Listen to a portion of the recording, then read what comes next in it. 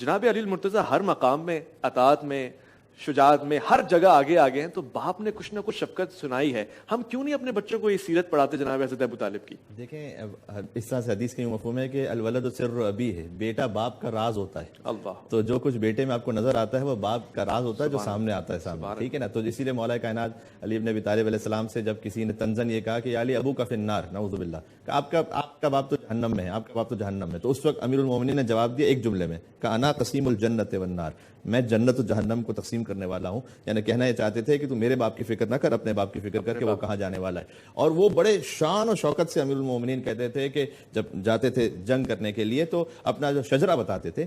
لیکن تو شجرہ تو وہی بتا سکتا ہے نا کہ جس سے اپنے شجرے پر ناز ہوتا ہے. کیا بات ہے. پھر علی مرتضیٰ سامنے سے یعنی گویا کہنا چاہتے تھے کہ میں جب اپنے باپ کا نام اس ناز سے لے رہا ہوں تو اگر ہمت اور جرت ہے تو پھر تم بھی اپنے باپ کا نام اسی طرح سے ناز و نام سے لے کے بتاؤ مجھے. تو وہ ایک خاص انداز تھا ان کا. اور پھر کیوں بھلا عقل اس الزام پہ حیران نہیں کہ کل ایمان کا پدر صاحب ایمان اللہ، اور محسن بانی اسلام اگر کافر ہے پھر تو اس دہر میں کوئی بھی مسلمان نہیں. جتنی انہوں نے خدمت کی اور جتنی انہوں نے حمایت کی. اور ابھی جو بات ہو رہی تھی خطبہ نکاح پر، تو یہ شیعہ و سنی مفسرین نے، میرے پاس لسٹ موجود ہے پوری اس وقت میرے موبائل پہ، اور جو یاد ہیں وہ میں آپ کو سنا دیتا ہوں. مثلا ملا یاسر الفقی میں شیخ صدوق نے لکھا ہے. اس کے علاوہ تفسیر آلوسی میں موجود ہے، زمخشری نے کشاف میں لکھا ہے، اور تاریخ ابن خلدون میں موجود ہے. جو حضرت ابو طالب علیہ السلام نے خطبہ نکاح پڑھا ہے سرکار ختمی مرتبہ صلی اللہ علیہ وسلم اور حضرت خدیجہ سلام اللہ علیہا کا، تو اس میں جو خطبہ نکاح کا آغاز کس طرح سے کیا؟ الحمدللہ الحمدللہ الذی جعلنی من ذریۃ ابراہیم. حمد اس اللہ کی کہ جس نے مجھے اور ہمیں قرار دیا ابراہیم علیہ السلام کی ذریت میں سے. یہ الحمدللہ کون کہہ رہا تھا اور کون اس پر فخر کر رہا تھا کہ وہ ابراہیم کی ذریت میں سے، زرع اسماعیل. اور الحمدللہ کہ جس نے ہمیں اسماعیل کی نسل اور ذریت میں سے قرار دیا. اور آگے فرمایا وَإِن كَانَ لِمُحَمَّدٌ مَالٌ قَلَّ.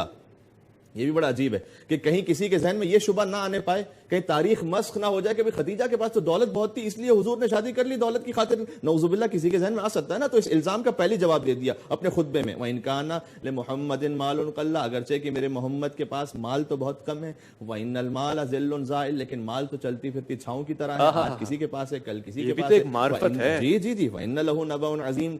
یہ تو ان کے پاس ایک بہت بڑی خبر پہنچنے والی ہے. یہ نبأ عظیم اس نبوت کی طرف اشارہ تھا کہ ان کے پاس تو ایک بہت بڑی خبر وہی پروردگار نازل ہوگی ابھی. یعنی وہ حالات کو جانتے تھے، اس اعتبار سے بات کر رہے تھے.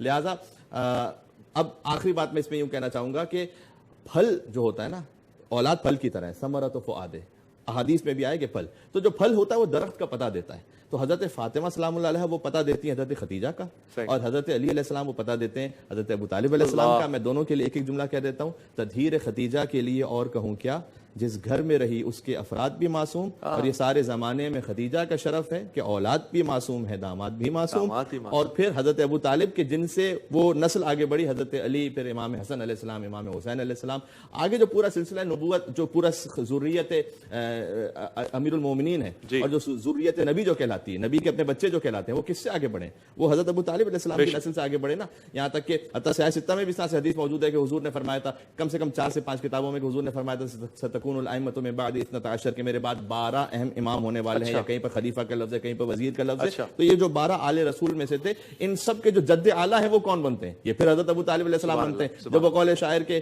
حیدر ہوں کہ حسنین کے سجاد خدا ہوں، اور باقر ہوں کہ جعفر ہوں کہ موسیٰ کے رضا ہوں، جواد تقی ہوں یا نقی مست دعا ہوں، یا سرکار حسن عسکری انجم بقوا ہوں، یا مہدی آخر کے حجابوں میں چھپا ہو.